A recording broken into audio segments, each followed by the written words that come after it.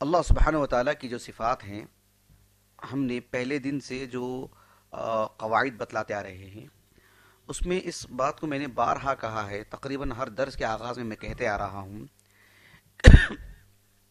کہ اللہ سبحانہ و تعالیٰ کی جو صفات ہیں، ان صفات کو یعنی مختلف طرح سے سمجھایا جاتا ہے تاکہ پورے نصوص کو سامنے رکھ کر کے بات اچھی طرح واضح ہو۔ اللہ سبحانہ و تعالیٰ کی صفات میں سے کچھ صفات ایسے ہیں جن کو صفات فعلیہ کہا جاتا ہے۔ صفات فعلیہ، صفات فعلیہ کا مطلب یہ ہوتا ہے کہ اللہ سبحانہ و تعالیٰ کی مشیت پر اس کا انحصار ہے۔ اصلاً اللہ سبحانہ و تعالیٰ صفات فعلیہ سے ازل سے متصف ہے، لیکن جب چاہتا ہے اس سے انجام دیتا ہے رب العالمین۔ مثلاً خلق، اللہ سبحانہ و تعالیٰ خلق یعنی پیدا کرنا کے معنی میں شروع سے متصف ہے اس سے اللہ رب العالمین، لیکن جب چاہتا ہے پیدا فرماتا ہے۔ اللہ سبحانہ و تعالیٰ مغفرت فرماتا ہے، اس صفت سے شروع سے متصف ہے، لیکن یغفر لمن یشاء، جس کے حق میں جب چاہتا ہے اللہ تعالیٰ مغفرت فرماتا ہے۔ یخلق ما یشاء، اللہ سبحانہ و تعالیٰ الوہاب ہے، اس نام سے اس معنی سے شروع سے متصف ہے رب العالمین، ازل سے، لیکن جب چاہتا ہے اللہ سبحانہ و تعالیٰ کسی کو عطا کرتا ہے۔ یہب لمن یشاء اناثا ویہب لمن یشاء الذکور۔ الرحمہ، اس صفت سے اللہ سبحانہ و تعالیٰ ازل سے متصف ہے، ازل سے، لیکن جب چاہتا ہے رحم فرماتا ہے۔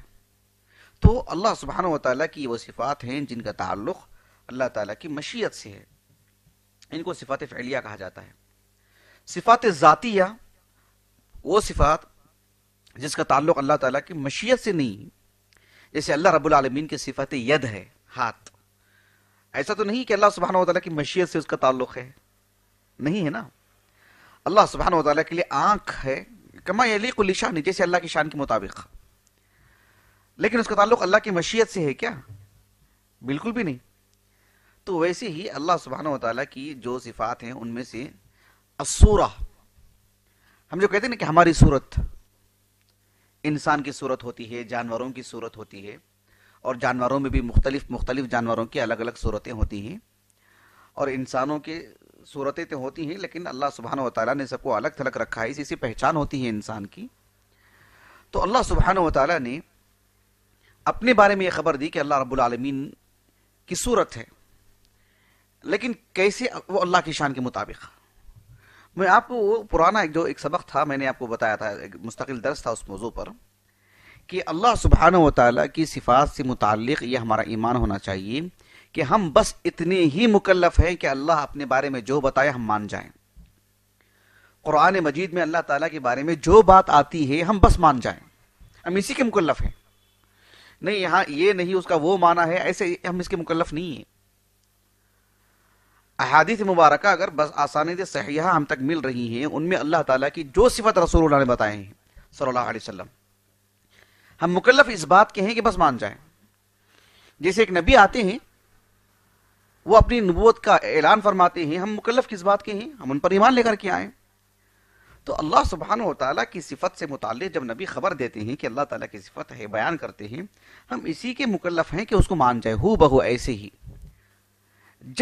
جب ایک مخلوق جو کہ جیسے مان لیجئے کہ کتے کو لے لیجئے آپ، بلی کو لے لیجئے آپ، بندر کو لے لیجئے، وہ ایک مخلوق ہے، اس کو بھی ہاتھ ہیں، اور میں اور آپ انسان ہیں، مجھے بھی ہاتھ ہیں، آپ کو بھی ہاتھ ہیں۔ جانوروں کو جو چہرے ہیں، مجھے اور آپ کو بھی چہرے ہیں، لیکن کوئی یہ نہیں کہتا کہ میں اپنے آپ کو چہرہ نہیں بولوں گا، کیوں؟ جانوروں سے تشبیہ ہو جائے گی۔ میں اپنے آلے ہاتھ نہیں بول سکتا، کیوں؟ بندر کے ہاتھ سے مشابہت ہو جائے گی، بندر کو بھی تو ہاتھ ہے۔ جب دو مخلوق میں ہم کہتے ہیں کہ ہاں ہاتھ کا لفظ جو مشترک ہے، لیکن کیفیت اور جو ہے اس کی معنی میں فرق ہے، انسان کا ہاتھ مستقل الگ ہے، جو جانور کا ہاتھ مستقل الگ ہے۔ جب دو مخلوق میں فرق ہے تو پھر خالق اور مخلوق میں، سبحان اللہ العظیم۔ تو اللہ سبحانہ و تعالیٰ اپنے بارے میں جو خبر دے اس کو ہم مان جائیں، اور پھر اس میں نہ کمی کریں نہ زیادتی کریں۔